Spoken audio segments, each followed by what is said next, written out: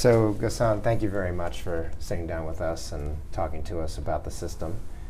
We appreciate it. You're welcome. I wanted to start by talking about the current issues with flooding that don't have anything to do with power or pumps, which have been working well, correct? Correct, Yeah. correct. And the indication that they are working well is that while you do have some flooding that happens, the water eventually recedes and it's pumped out, it disappears, and it only disappears because the pumps are working. Right.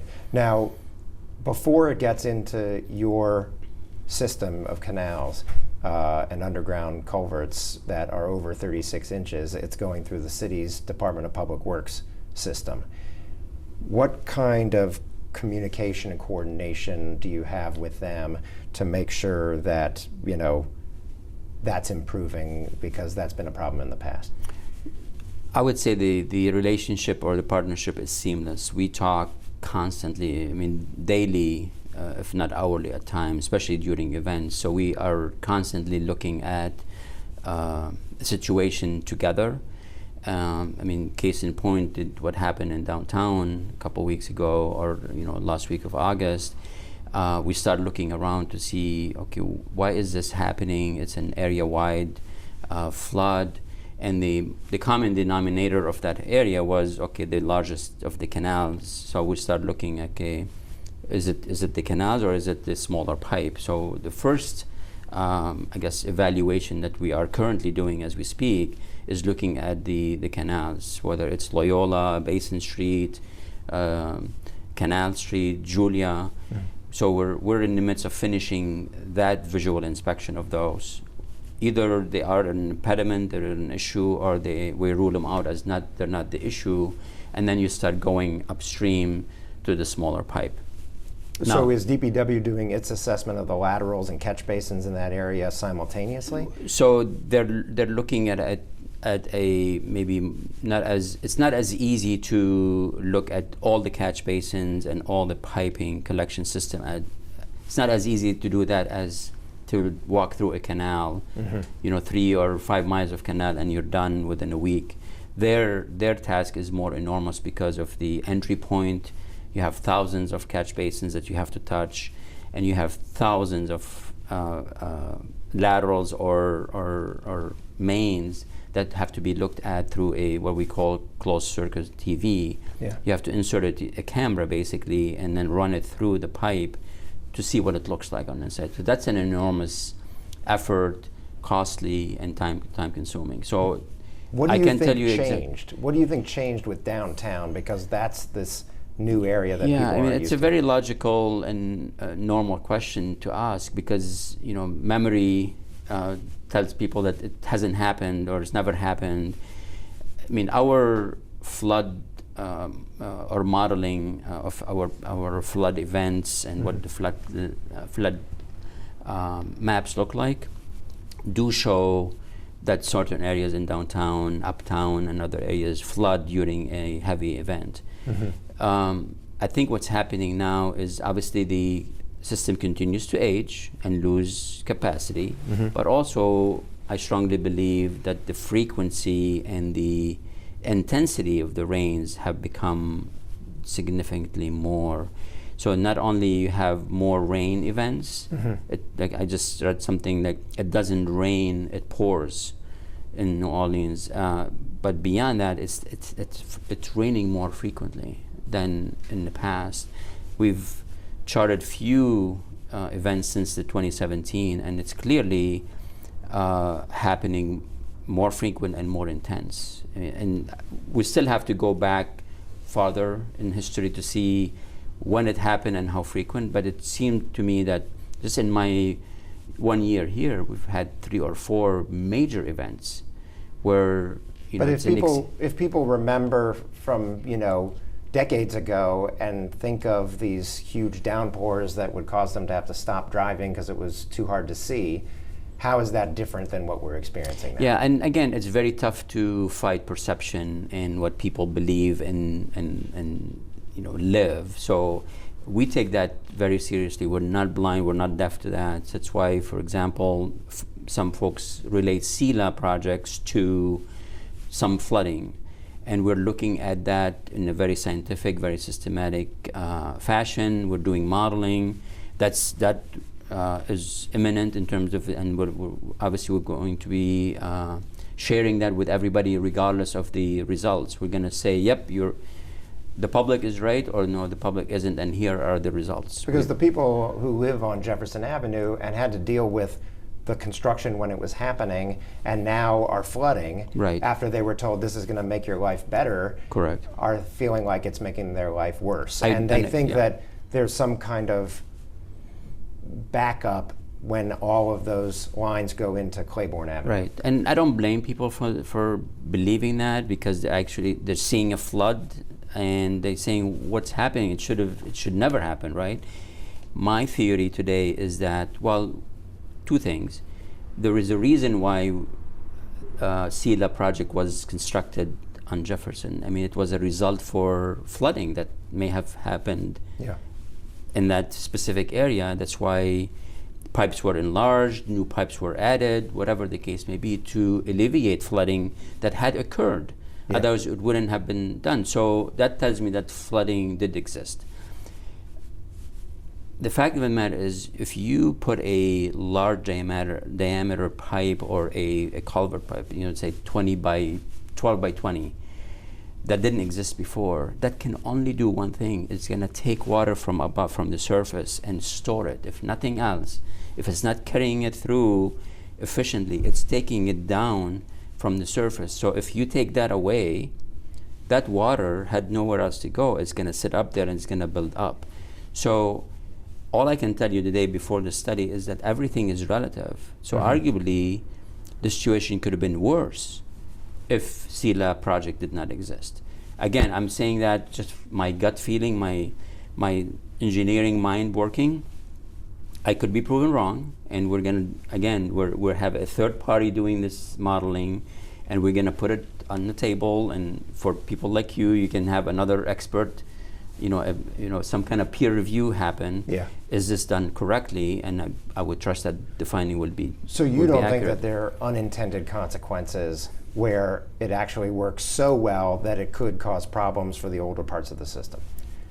That's accurate. I do not believe there's I mean, we will find out, but I don't believe there are. And for example, people think the SELA projects in Uptown are impacting downtown. Well, there's no connection between the two, other than it rains over the entire city, and there's flooding in two different what we call watersheds that are really not typically contributing to each other. So again, it's very tough to convince people who are struggling and suffering because of damage associated with flooding. But hopefully, once we have that scientific study done, hopefully it will alleviate some of those concerns. Okay. We asked for canal cleaning records back in 2017, and all we got were these records that showed kind of basic grass cutting. That's just an example of some of the records we got. Is there a more detailed record, and have you had a chance to look at the records of what was actually assessed from the canals and possible blockages there before you got here, to know where we stand with the canals? Well, what I found, first of all, I looked at the drainage system as a whole. I mean, again, from a catch basin to the small pipe, to the larger pipe, to box culverts, to the canals, to the actual pumping. And obviously canals are a crucial component of the drainage system. So I asked the question, how much maintenance are we doing? And I was told that we cut the grass. And I started, and then if you may recall, my first or second month we had an issue with the Florida Avenue canal, where there was so much growth in it. When I went there were literally trees growing, which is an indication it had not been touched for a couple of years, say. Maybe it could be more. And we made it enough, a priority, and we, as you probably know, we removed all the vegetation and restored it to how it was designed. And that started a more robust and kind of more maintenance beyond just grass cutting program that we're implementing, and happy to show you what we've done so far. In some instances, you do find impediments where it's sediments, buildups, and they could be costly. So we don't necessarily act swiftly as we should, or as swiftly as we can, only because of the funding. But it's all about priorities. We tackle the worst of the worst, and then work down the issues. What about the underground canals, though? I mean, obviously the big visual was the car being pulled out of the Lafitte Canal. Right. Were those being looked at? Because we were asking for all canals, and all we got were these grass cutting records. Yeah, well, I mean, and I can't speak to what you got. I mean, that was before me, but I can tell you that, again, it's all about priorities, and unfortunately, sometimes we are forced to be more reactionary than, preemptive or proactive. And, the Lafitte Canal was looked at first. It was a major underground canal due to the fact that we've observed some minor topping upstream, and then caused us to wonder what's going on. And sure enough, we started looking into it. So we made that decision to look into it. Okay. And we made this. We were the ones who found the impediments, and while we took the car out, and that brought some drama, and we probably cleaned about 500 tons of debris there. But that's a very small fraction of what remains in those canals. Well, what's the time frame for that, and how much is it going to cost? Yeah, well, that's a very good question. We have about 22,000 cubic yards, which kind of, if you do 1-to-1, 22,000 tons of debris in that 2.57 miles of canal. Left in there now? Left. But I just to be fair and be more, transparent, we took all the, obviously the vehicle, the other part of a vehicle, and we took the piles that are, real impediments, and what's left now is an average about 2 foot worth of sediment at the bottom, which is not totally unusual, but it doesn't belong there. It has to be dredged, it has to be cleaned. The cost implications are in the millions, because of the equipment needed.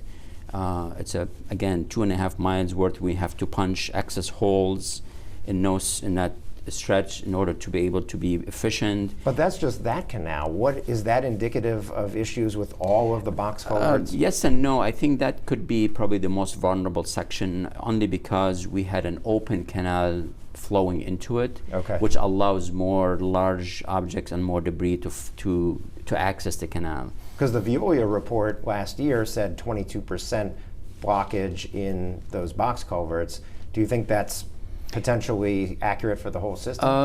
It probably is. Again, we're looking at it ourselves, and the issue is not just recognizing the issue, identifying, but it's also what do you do about it in terms of funding. I mean, we know what the solution is. You got to dredge it instantly.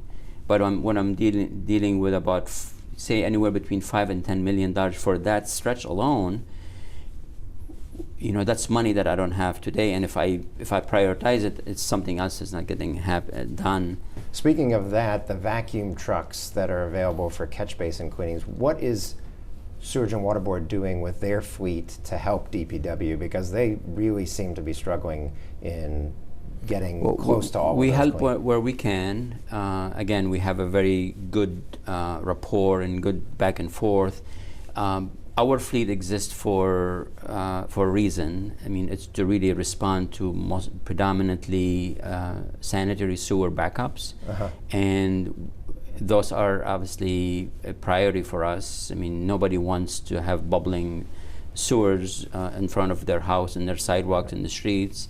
I mean, but that's Katie Moore did this report in 2017 where she's standing in front of this huge lot behind a fence of these vacuum trucks that the Sewerage and Water Board owns, while finding out that the city had most of theirs down and only had 1 or 2 available, and they were way behind on their catch basin cleaning. Is there a way to loan them or use them for that at times? Certainly that conversation, I mean, we've done that on limited, term. They are focusing very, very much on that issue, either beefing up their current, but also purchasing more to create more frequency of, how frequently do they touch a catch basin. So they're definitely recognizing that that's an important task, and rather than depending on us, they are finding funding mechanisms within their budget to improve and upgrade their capacity and performance. And what should people's expectations be of the system prior to getting the water to the pumps? Where should they expect that up to a certain point that they should stay dry and that they shouldn't have flooding? And then what is that point that they can expect? Such a tough question, only because there's so many too many variables. When it comes down to is, if it rains an inch an hour for 24 hours, I can handle that, no issues, no challenge whatsoever. It's when that intensity doubles or triples, which what we've seen 3-4 times in the past year, where you have 3-4 inches of rain in an hour. That is an event that my system cannot handle. DPW system cannot handle. It's not designed to handle that. But that's not unique to New Orleans. It's very similar, very common to have a system in Milwaukee, Baltimore, any city you go. If you have a 50-year storm, 100-year storm, you're going to have water in the streets because the pipes get full and they get surcharged, and then basically just water has nowhere to go, and then it just starts building up. The only difference in New Orleans is we pump every bit of water, every drop that puddles or floods, we have to pump it out. Any other city, they just wait for the gravity to take care of it and runs it into a river or some waterway. But everything before it gets to the pumps here in New Orleans is also gravity-based. What's the difference between that and what Milwaukee or Baltimore has to deal with? Well, yes and no. The city here is so flat. You don't have a lot of head, hydraulic head, so it's very slow. And then when it's full, it does become a similar system like any other city. Again, the only difference is that in other cities, it outlets into daylights in a river or a lake. Gravity just throws it out there. Yeah. In our case, we have to pump it over a levee. Okay. So what would you like to leave the viewers with? What would you like them to know, and how do you think this is going to shake out to make people feel more confident that the drainage system will work? We're all in it together. This is a community issue, and it takes a community to really solve this issue. And it takes not only Sewage and Water Board, which has a major role in it, but also DPW in the city. Obviously, the Corps of Engineers play a role. And at one point, drainage is as crucial as anything in the city. And for it to continue to thrive, we need to invest in a new drainage system. And when I talk about that, I'm talking about overhauling the system. How much would that cost? Well, it's more how long it's going to take, because unless I do my master plan, which I've been, advocating for, we don't know, but it's going to be in the billions of dollars. But you have to start today, right, with a plan. Devise it, quantify the cost, quantify the level of service. Is 1 inch an hour sufficient for the city? Do you want it to be 2 inches? And what does that solution look like? Is it only gray infrastructure, or is it a combination of gray infrastructure and green infrastructure? That all costs money. Yeah. And much like any city that's managing stormwater, they rely on a user fee called a stormwater fee, which does not exist in the city. In my opinion, they tried to get it in the mid-'80s. And it failed. They failed, yeah. Many cities failed and tried again and succeeded. So it's a matter of time. I think the time is now for the city to look at its drainage capacity, from pumping stations to power, to even the connections between the power and the pumps. Those feeders are fragile, and those are a weak link. If one feeder goes down, and I don't have a redundancy because the previous one, the redundant one, failed and didn't have money to fix it, we're all stuck, right? So you're calling for a fee? You want to see that on the ballot? Not this ballot. I think it's maybe too late, but I think it's a conversation that may be tough, but has to be had eventually. And will non-tax-paying entities like Tulane University that owns a lot of land pay, because it's really based on the amount of land? Much like any other city, those institutions pay because it's a user fee. We're providing a service to everybody and everyone. Mm-hmm. The system can have incentives that allow you to reduce your fee by implementing best practices within your premises. And somebody like Tulane will have a lot of opportunities to improve water retainage within their campus and help the city in overall, but also reduce their costs associated with the fee. So I think the time will come. Because right now with the millages, they're not paying anything into drainage. That is correct. And I mean, in my opinion, as discovered by many other cities, that's not a fair setup. And I'm very hopeful that the time will come where people will come to their senses in terms of, yes, if we want the city to thrive and not worry about every time it rains, we got to invest in our infrastructure. Okay. Well, that's breaking some news, right? All right.